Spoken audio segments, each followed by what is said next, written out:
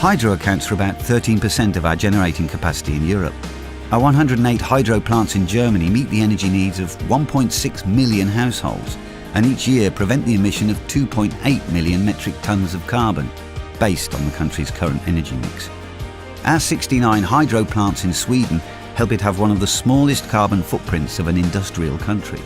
Can you describe the role of hydropower in the energy system and also what Uniper does exactly? The whole Uniper generation portfolio has the task to enable the transition of the energy system.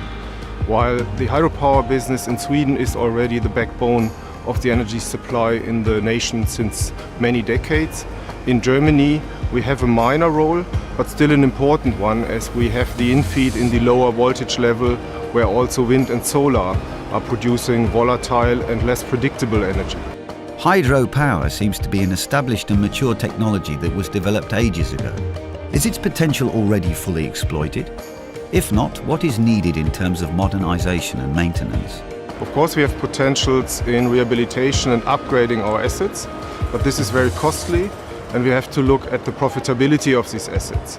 So what we are aiming for is a change in the remuneration system, which really addresses our products and our contribution for the supply system.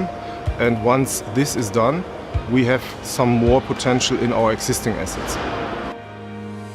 Hydro is not so often present in the media besides maybe the local press.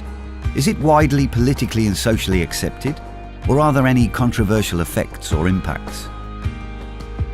We are widely accepted on a general level, but I fear, as every infrastructure project, when it comes to actual projects, the resistance in the local population is huge. So we have to work on this on our daily basis to invest in this infrastructure, not only in power generation, but also in flood protection, in touristic infrastructure. And that's what we mainly do in the upcoming years to keep the acceptance on the local level very high. Nowadays, when discussing the energy transition, everybody talks about wind and solar energy.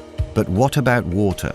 How does hydropower contribute to climate protection? Wind and solar are more popular, in particular in the media, but hydropower is the most mature and the oldest renewable energy, and we are proud to have it in our portfolio. And of course it's contributing to the transition of the energy system in Germany called Energiewende.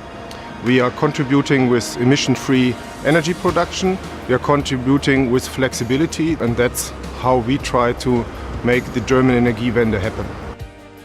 What makes this job special for you?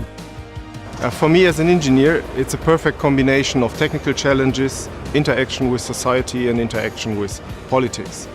And it's a big challenge for me, and it makes me really happy to bring this old technology into new times in a new energy system.